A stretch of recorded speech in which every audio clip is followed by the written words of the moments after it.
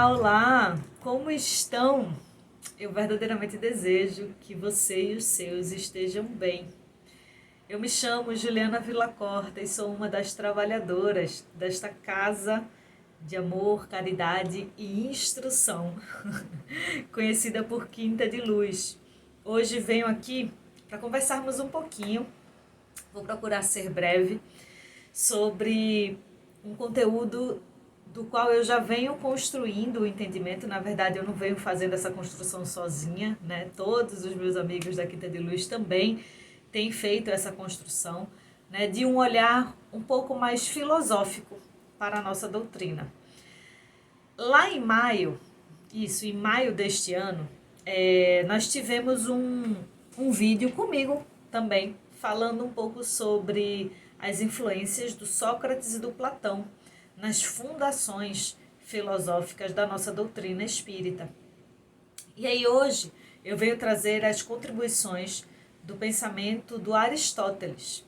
Aristóteles, filósofo este que viveu aproximadamente entre os anos de 384 a 322 a.C. e foi discípulo de Platão, aquele que eu já conversei lá em maio, num vídeo que você vai encontrar aqui no nosso histórico, tá? Ou aqui no YouTube ou aqui no blog você encontra esse vídeo. E aí, é o seguinte, hoje a gente vai conversar sobre essa contribuição que o Aristóteles traz pra gente, né? Principalmente sobre a construção e o entendimento de virtude, de ética, de uma postura virtuosa diante da vida. E aí, antes de eu começar a explicar um pouquinho como era esse olhar do Aristóteles, né?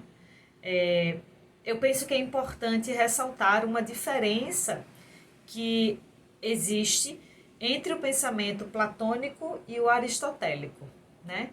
Mesmo Aristóteles tendo sido um discípulo do Platão, vou conseguir.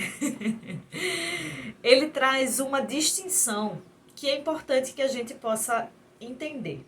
É o seguinte, o Platão, como você vai ver lá no outro vídeo, mas eu vou trazer essa breve explicação, ele entende que o bem, a ética e as virtudes, né, moram num plano inteligível.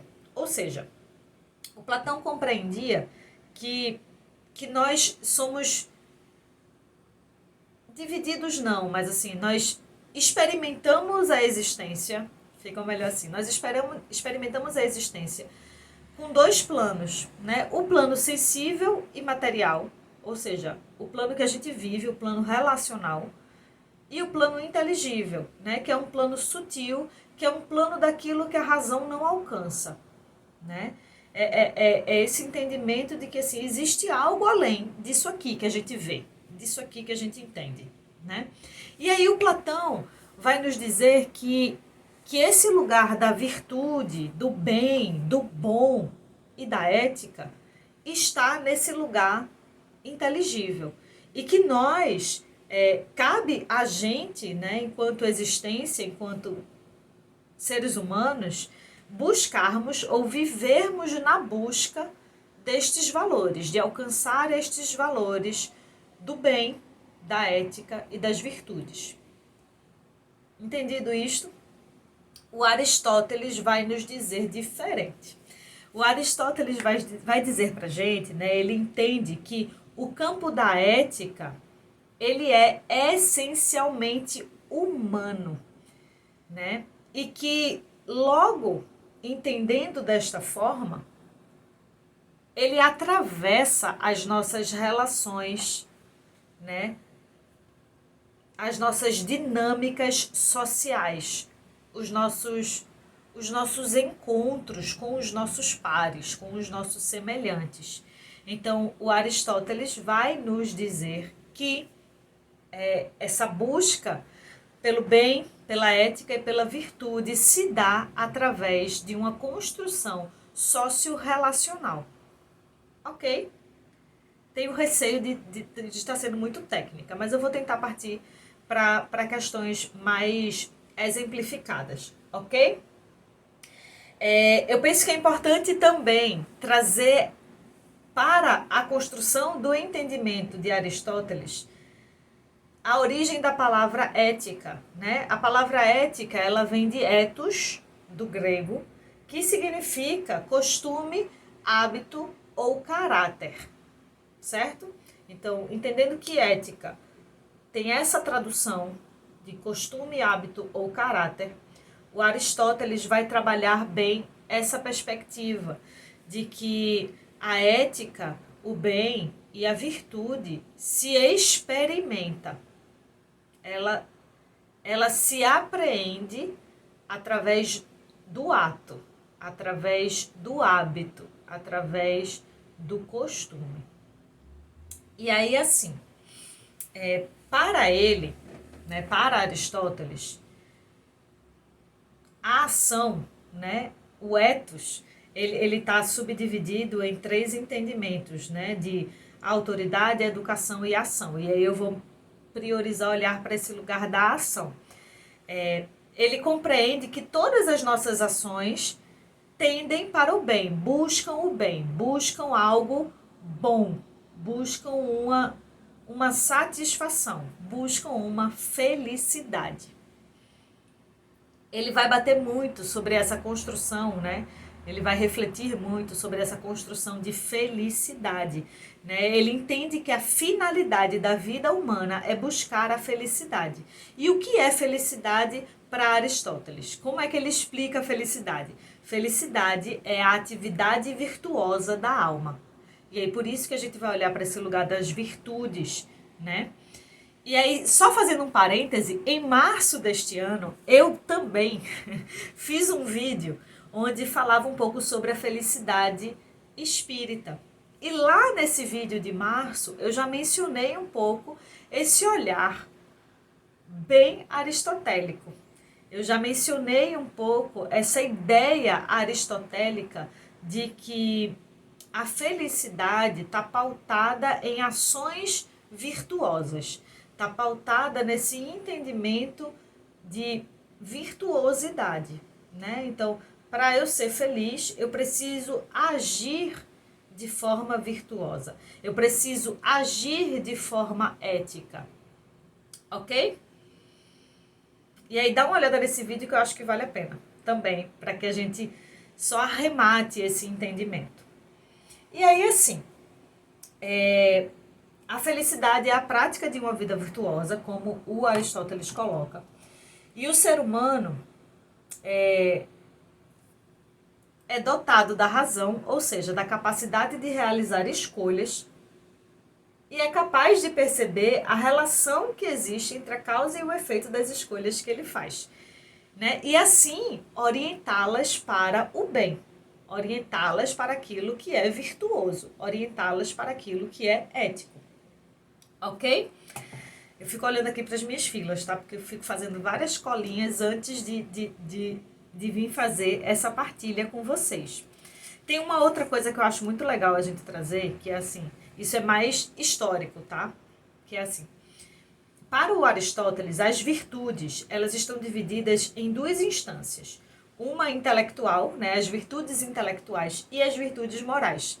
As virtudes intelectuais são os conhecimentos das coisas, né? E as virtudes intelectuais é aquilo que a gente estuda, é o aprendizado, tá? Das ciências, das histórias, da própria filosofia, né? Então, as virtudes intelectuais, elas podem ser ensinadas e adquiridas através do ensino. As virtudes morais, que é o meu foco aqui nessa conversa, nesse vídeo com vocês, as virtudes morais, elas são adquiridas pela prática, elas são adquiridas pela experiência, elas são adquiridas pela repetição dos hábitos. E elas são adquiridas pela ação, né? Então, as virtudes morais, eu não tenho como o outro me ensinar a ter paciência. É algo que eu preciso experimentar. Eu não tenho como aprender a ter coragem. Eu preciso experimentar a coragem. E aí o Aristóteles vai entrar em umas reflexões que eu acho bem legal, né? De que ele entende que a virtude é exatamente o meio termo destas paixões, dessas emoções, desses sentimentos, né? Porque a coragem não é algo que eu aprendo, mas eu posso ter coragem em excesso, coragem em baixa, coragem em falta e coragem no meio termo. A coragem em excesso, ela não é legal, porque eu posso me pôr em risco, eu posso colocar a mim e a outros em risco. A coragem em falta é covardia, também não é bacana. Mas a coragem no meio termo, né, a coragem em equilíbrio, é uma virtude. É assim que o Aristóteles entende a virtude, tá? E entende a nossa forma de nos relacionarmos com essas virtudes, buscando o bem, buscando a felicidade, certo?